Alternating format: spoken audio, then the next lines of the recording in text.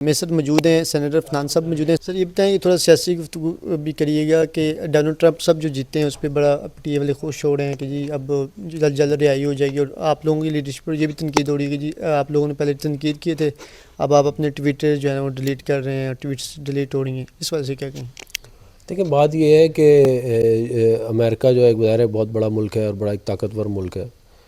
مگر امریکہ کے اندر جو پالیسیز ہوتی ہیں وہ ضرور تبدیل ہوتی ہیں اگر صدر آئے، لیکن ان کی جو اسٹیبلشمنٹ ادھر بیٹھی ہوئی ہے وہ بھی بہت مضبوط ہوتی ہے اور وہ بڑی لمبی پلاننگ کر کے چلتے ہیں۔ ہمیں اس سے اتنا غرض نہیں ہے کہ وہاں پہ کون جیت رہا ہے کون ہار رہا ہے، جو بھی کوئی جیت رہا ہے اس کو مبارک ہو۔ ہمارے اپنے ملک کے مسائل ہیں، ہمیں اپنے مفادات کو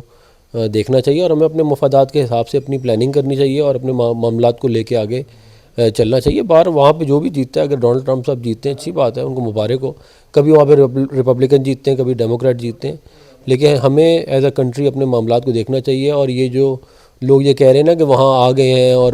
ہمیں اب جو ہے بڑا فائدہ ہو جائے گا، ان کو یہ بھی ان سے یہ بھی سوال بندہ پوچھنا آتا ہے بندے کے ذہن میں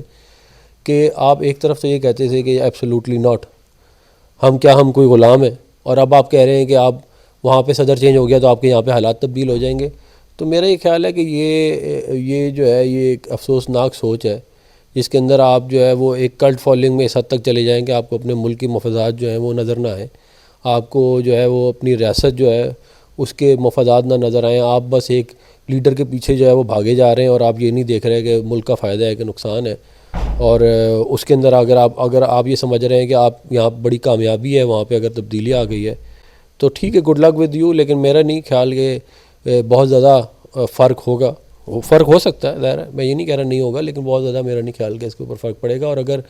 یہ پی ٹی آئی والے اس طرح اپنے معاملات کو لے کے چلیں گے تو یہ افسوسناک ہے۔ سر سب یہ لاسٹ میں بتا دیں کہ آئینی بینچز جو بنے ہیں اس حوالے سے پی ٹی اے والوں کا یہ موقف ہے کہ جی اب چیف جسٹس صاحب کے پاس کوئی اختیارات نہیں رہے اور یہ اب سارا پارلیمان کے کنٹرول میں ہے، تو اس کو کہہ سکتے ہیں کیا اب عدالتیں آزاد طریقے سے فیصلہ نہیں کر سکیں گے؟ اور ججز کی تعداد میں جو اضافہ اس پر بھی وہ شور مچا رہے کہ ہم اب فائنل کال پتہ نہیں دیں گے اور اس پر لاکھوں لوگ آئیں گے تو یہ کریں گے وہ کریں گے، اس وجہ سے کیا کریں؟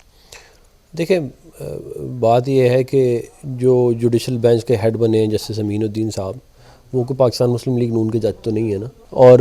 وہ اگر جو بینچ اب بنے گی وہ جوڈیشل کمیشن اس کی فارم کرے گا بینچ، جدھر اپوزیشن بھی ہے، جہاں جوڈیشری بھی ہے اور جہاں حکومت بھی ہے، اور وہ مل کے یہ فیصلہ کریں گے کہ جی یہ بینچ بنے گی جو کانسٹیٹیوشنل معاملات کو دیکھے گی۔ اور اس کی بنیادی وجہ سمجھیں کیا ہے؟ دیکھیں، جب 63A کا فیصلہ آیا ہے نا، اس کے بعد یہ بات واضح ہو گئی تھی کہ پاکستان کی عدلیہ کے سامنے پاکستان کے آئین کی کوئی وقت نہیں ہے۔